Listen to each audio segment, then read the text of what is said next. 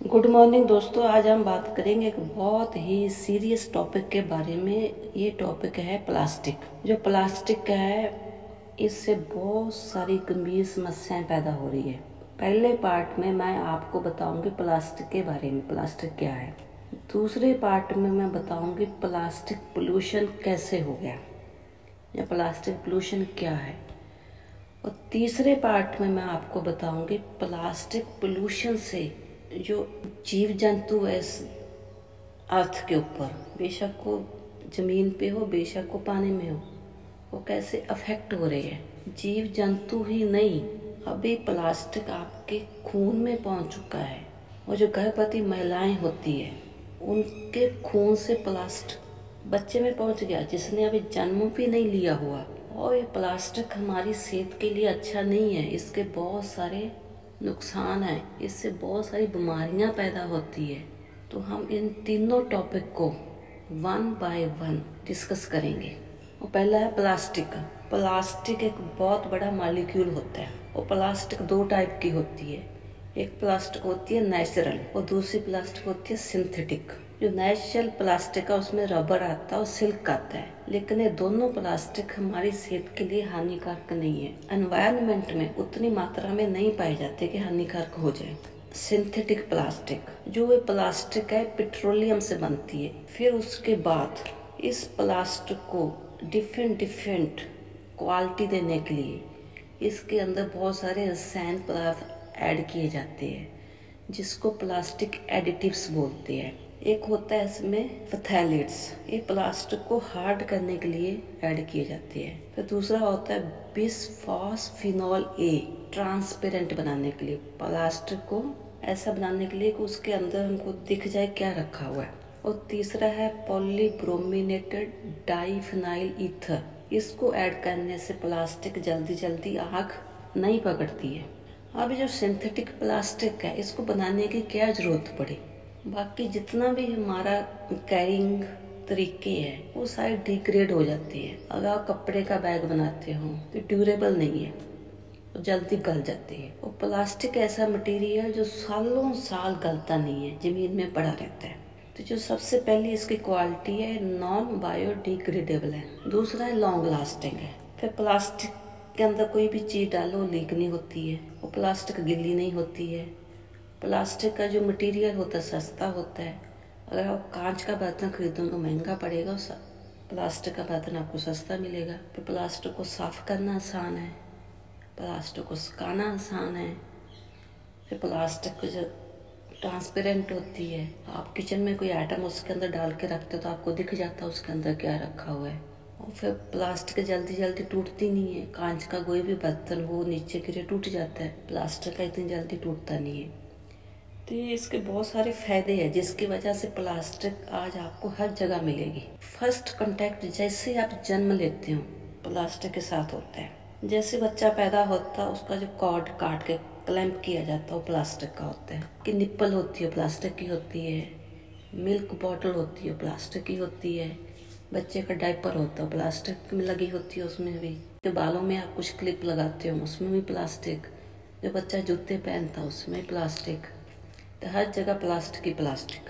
अब प्लास्टिक से धरती पे नहीं है, प्लास्टिक स्पेस में भी पहुंच चुकी है और प्लास्टिक मून में भी पहुंच चुकी है, जहां अभी इंसान नहीं पहुंचा लेकिन प्लास्टिक पहुंच गई है। क्योंकि बहुत सारे मून मिशंस है, बहुत सारे स्पेस मिशंस है, जो भी रॉकेट जो भी स्पेस स्टेशन स्पेस में जाती है तो उनमें कहीं ना कहीं प्लास्टिक होती है।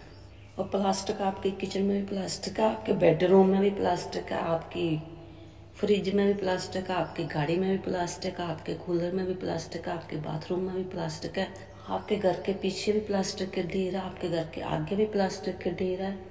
किसी दरिया में नदी नाले में चले जाओ उसमें भी प्लास्टिक है, सी बीच में चले जाओ वहाँ भी प्लास्टिक है, किसी रेस्टोरेंट में खाने के लिए चले जाओ वहाँ भी आपको डस्टबिन में प्लास्टिक ही मिलेगी। हर जगह प्लास्टिक प्लास्टिक प्लास्टिक। अब प्लास्टिक इतनी ज़्यादा बढ़ चुकी है, इतनी ज़्यादा बढ़ चुकी है, इससे प्लास्टिक पोल्यूशन हो गया। जब कोई भी मटेरियल जरूरत से ज़्यादा एनवायरनमेंट में हो जाए तो हम उसको पोल्यूशन बोलते हैं। अगर एयर में कार्बन डाइऑक्साइड ज़्यादा हो जाए तो हम उसको पोल्यूशन बोलते हैं। स्मोक ज़्यादा हो जाए उसको पोल्यूशन बोलते हैं। अगर पानी जहरीला हो जाए हम उसको पोल्यूशन बोलते हैं। इसी तरह प्लास्टिक इतनी बढ़ चुकी है, इसने हर चीज़ को पोल्यूट कर दिया। आपके घर के अंदर भी पोल्यूशन है, आपके घर के बाहर भी पोल्यूशन है, नदियों नालों में पोल्यूशन है, रेस्टोरेंट में भी पोल्यूशन है, सी बीच में भी पोल्यूशन है। इतनी प्लास्टिक। अब जो सबसे ज़्यादा पोल्यूशन कौन सी प्लास्टिक से होता है? जो सिंगल यूज प्लास्टिक है, जैसे दही वाली थैली है, दूध वाली थैली है, तो जितनी भी सिंगल यूज प्लास्टिक है, इससे पोल्यूशन सबसे ज़्यादा हो रहा है। क्योंकि प्लास्टिक हल्की होती है, तो जिसकी वजह से दूर दूर तक हवा से पहुंच जाती है। वो जो हल्की वाली प्लास्टिक है 50% रिस्पॉन्सिबल है प्लास्टिक पोल्यूशन के लिए, क्योंकि प्लास्टिक बहुत हल्की होती है। हम इसको ग्राउंड में फेंक देते हैं, कार की विंडो से फेंक देते हैं, समुद्र में जाके फेंक देते हैं। बिखरी हुई प्लास्टिक है, ये हवा से दूर दूर तक पहुंच जाती है। आप किसी खाने की जगह में जाओगे, वहाँ भी डस्टबिन फुल होते हैं, और बहुत सारी जो प्लास्टिक है उसके बाहर गिर जाती है। बाहर गिरने की वजह जैसे ही हवा आती है और दूर दूर तक पहुंच जाती है, तो इंसान की अप्रोच से बाहर हो जाती है। जब बाहर हो जाती है फिर इसका रिसाइकलिंग नहीं होता। तो जो मोस्ट रिस्पॉन्सिबल प्लास्टिक है वो लाइट प्लास्टिक है, सिंगल यूज प्लास्टिक है। अब इसके नुकसान क्या हो रहे हैं? अभी जो हमारे एनवायरमेंटलिस्ट है वो तो बहुत पहले से चीख चीख के कह रहे हैं प्लास्टिक से पोल्यूशन हो गया। प्लास्टिक से बहुत सारी जनजातियां अलोप होगी, गायब होगी, उनके अंडे नहीं बन रहे, उन्हें आगे बच्चे नहीं पैदा हो रहे। बहुत सारी जो स्पीशीज है समुद्र में गायब हो चुकी प्लास्टिक की वजह से।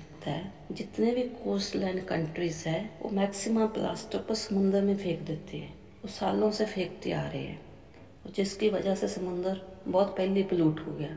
अब प्लास्टिक पोल्यूशन से हमको क्या नुकसान हो सकता है? पहला नुकसान है डायरेक्ट में क्या, आपका प्लास्टिक के ढेर लगे हुए हैं, वो किसी नदी नाले में चला जाएगा, जहाँ किसी गाय ने खा लिया, जहाँ किसी डॉग ने खा लिया। तो खाने की वजह से क्या होता है, इसकी डाइजेशन तो होती नहीं है, ये हमारे शरीर में पचता तो है नहीं है, ये उनकी जाके अंतरी में फंस जाता है। फंसने से इन एनिमल्स की मौत हो जाती है। अगर ये प्लास्टिक आपका ड्रेनेज सिस्टम है उसमें फंस गया तो ब्लॉकेज हो जाएगा। और जो प्लास्टिक है, अगर इसके अंदर आपने खाना डाल के फेंक दिया तो खाना धीरे धीरे गलेगा, गले हुए खाने को मक्खियाँ बैठेगी तो वही मक्खियाँ आपके घर में जाएगी, तो बहुत सारी बीमारियाँ फैलेगी। अगर उसी सड़े हुए खाने को किसी एनिमल ने खा लिया प्लास्टिक के साथ, उसको भी इन्फेक्शन होगा, और प्लास्टिक से उसका जो खाने वाली नाड़ी है वो भी ब्लॉक हो जाएगी। और जैसे मैंने पहले ही बताया है, आपके घर में हर कोने में प्लास्टिक है। कुछ प्लास्टिक ऐसी है जिसका कांटेक्ट हमारे खाने के साथ नहीं होता, बट जो प्लास्टिक आपके किचन में है, आपके किचन में जो प्लास्टिक के कंटेनर है जिसके अंदर आप खाने को स्टोर करते हो, है ना, वो अचार का डब्बा हो सकता है, वो चीनी का डब्बा हो सकता है, वो तेल का डब्बा हो सकता है, वो मुरब्बे का डब्बा हो सकता है, वो जूस हो सकता है, वो दूध हो सकता है, वो लस्सी हो सकती है, और आपका खाने का सामान हो सकता है, चिप्स हो सकती है, कुरकुरे हो सकता है, फ्रोजन आइटम्स हो सकती है। आज आप अपनी किचन में देखोगे आपका हर खाना प्लास्टिक के साथ लगा हुआ है। बेशक वो हम घर में बनाते हैं उसके बाद प्लास्टिक में डाल देते हैं, बेशक हम प्लास्टिक के बर्तन में डाल के उसको खाते हैं, तो खाना आपका कांटेक्ट में आ रहा है प्लास्टिक के हर रोज। बाकी चीज़ों की तरह प्लास्टिक भी धीरे धीरे करके बर्तन से रिलीज होती रहती है, और जितना कांटेक्ट पीरियड ज़्यादा रहेगा उतना प्लास्टिक ज़्यादा आपके खाने में घुल जाएगा। तो एक खाने के साथ प्लास्टिक आपकी बॉडी के अंदर चला जाएगा। एक तो जो पेट्रोलियम जिससे प्लास्टिक बनती है वो आपकी बॉडी के अंदर जाएगा, और दूसरा जो हम इसमें और चीज़ें डालते हैं इसको मोर कलरफुल बनाने के लिए, ट्रांसपेरेंट बनाने के लिए, हार्ड बनाने के लिए, वो भी आपके शरीर के अंदर खाने के साथ चली जाएगी। तो इसमें जो फथैलेट्स डालते हैं वो एंटी एंड्रोजन्स है। एंटी एंड्रोजन से क्या होता है, जो मेल की फर्टिलिटी होती है वो कम हो जाएगी। जो बिसफॉस्फिनॉल ए है का हार्मोन होता है उसके साथ मिमिक होता है। वो जो पॉलीब्रोमिनेटेड जो इसमें डाला जाता है वो आपके थायराइड हार्मोन्स को कम करता है, और जो मेल के हार्मोन्स होते हैं उसको भी ये कम कर देता है। जैसे आजकल आपने देखा होगा थायराइड की प्रॉब्लम बहुत कॉमन है, तो हो सकता है उसमें प्लास्टिक भी एक कारण हो। और जो सबसे ज़्यादा इसमें अफेक्टेड होती है वो ज़्यादा महिलाएं होती है, जहाँ बच्चे होती है। एक मैक्सिको में एक यूनिवर्सिटी ऑफ हेल्थ साइंसेस, इनके साइंटिस्ट ने एक स्टडी की। इस स्टडी में क्या किया उन लोगों ने, जो प्लेसेंटा होती है जिससे बच्चे को आगे खून पहुंचता है, उसको ले लिया।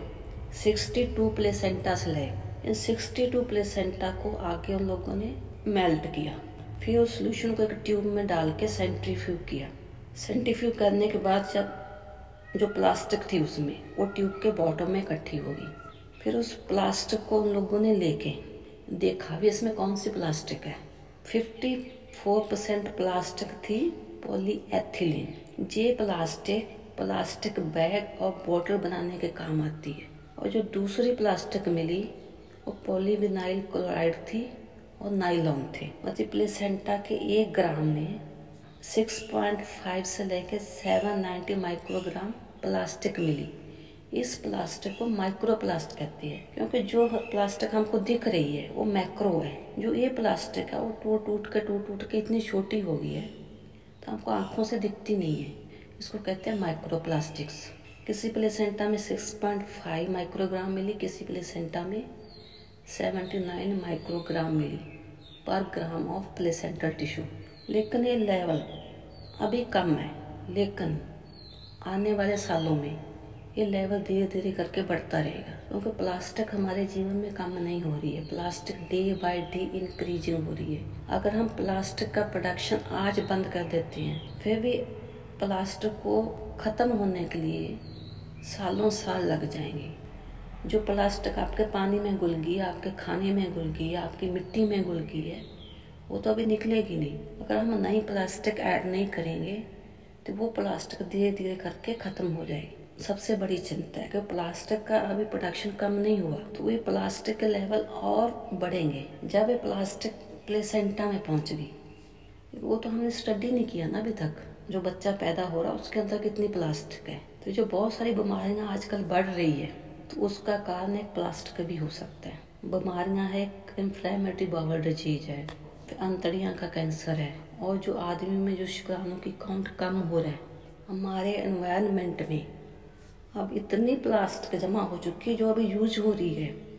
कितनी गाड़ियां हैं, कितना आपके घरों में सामान है जिसमें प्लास्टिक है। जब धीरे धीरे चीज़ें खराब होएगी तो प्लास्टिक कहाँ जाएगी, आपके बैकग्राउंड में जाएगी। 2050 तक जो प्लास्टिक अभी हमारी यूज हो रही है, जब ये ज़मीन पे जाएगी तो 3 गुना लेवल और बढ़ जाएगा।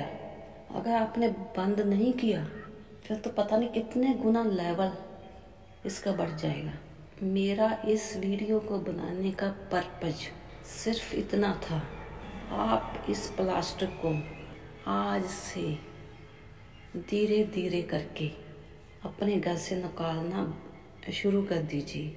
और जितना भी प्लास्टिक आप डिस्कार्ड करोगे उसको प्रॉपर जगह पे फेंकना है, ताकि उसकी रिसाइकलिंग हो जाए। वो इधर उधर जाके हमारी ज़मीन को गंदा ना करे, हमारे पानी को गंदा ना करे। आज से ही आप प्लास्टिक को गुड बाय बोल दीजिए। मैं पूरी उम्मीद करती हूँ इस मेरी वीडियो से आपको ज्ञान जरूर होगा। नमस्कार, जय हिंद।